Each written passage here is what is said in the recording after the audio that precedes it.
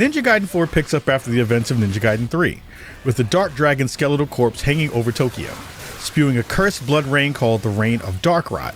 The city's been evacuated, transformed into this moody neon-lit nightmare that's both gorgeous and oppressive.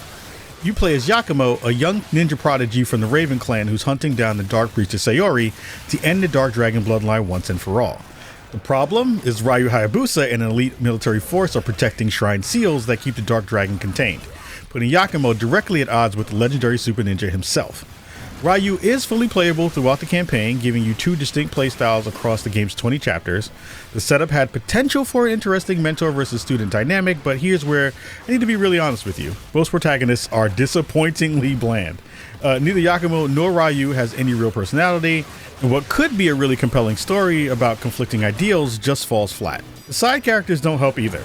Their dialogue adds nothing of value, and interacting with them can be pretty and genuinely annoying. If you're coming to Ninja Gaiden 4 for the story, you're going to be very, very disappointed. But let's be real. You're not here to hear about deep character development, and you're here to slice and dice demons into pieces, and that's where Ninja Gaiden really does deliver. If you're a series veteran, all the favorite techniques are here: the Azuna drop, flying swallow, and more, and they feel really satisfying, just like you remember. The game changer here is the Blood Ninja Ninjutsu system that lets you transform weapons and unleash devastating special attacks. Yakumo can equip 2 weapons at a time, with the second weapon transforming for blood-based counterattacks and combo finishers. We're talking war rapiers that become massive drills, staffs that transform into rocket-powered hammers, and all of these weapons give a bunch of variety that is really excellent. Every single one feels genuinely fun to use. The switching is instant and seamless and letting you adapt to your playstyle on the fly.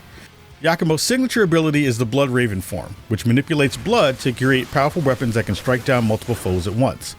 Build up your meter through aggressive play, you activate it, and you become this devastating force, and you can even pause time and horizontally slice enemies with this flashy cinematic attack. It's pure power fantasy and it feels fantastic. Ryu only has his trademark katana this time, but he's so powerful and satisfying that the limited arsenal doesn't really matter. He has his own gleam form equivalent to Blood Raven, plus all of his classic combos and Ninpo special moves. While both characters use similar core techniques, they feel distinct enough to keep things interesting. Now let's talk gore, because this is among the bloodiest action games in recent memory history. Limbs fly, blood sprays, and gorgeous arcs, and the dismemberment system creates this incredible feedback that makes you feel like an unstoppable killing machine. Finishing moves are brutal and satisfying.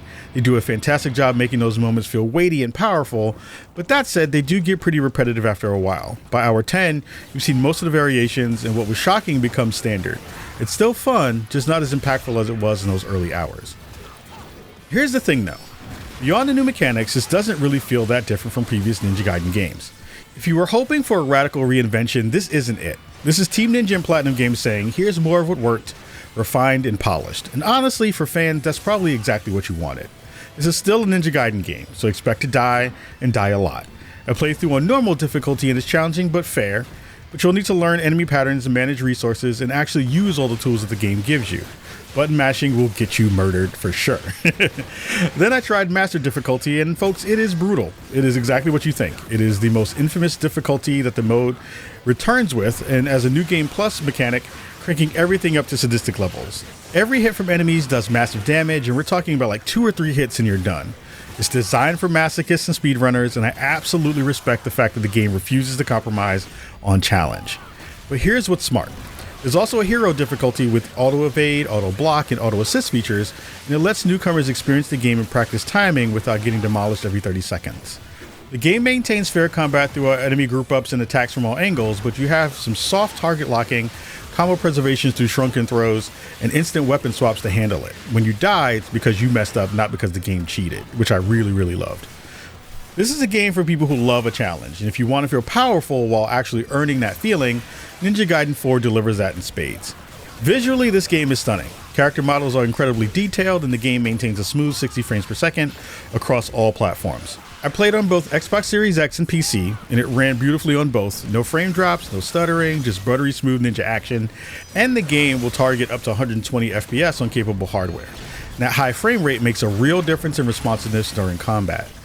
The game is chapter based and highly replayable. You can go back and replay any chapter with either character.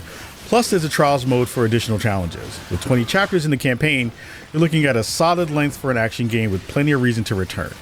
So here's the bottom line. Ninja Gaiden 4 is back, and it's a rock-solid action game that delivers exactly what fans have been asking for, awaiting 13 years for its comeback.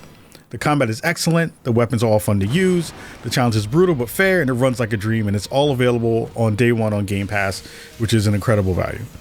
But I have to be honest, the story and characters are a massive letdown. Lifeless dialogue, boring protagonists, and annoying side characters drag down what could have been a more complete package, and a perfect one at that.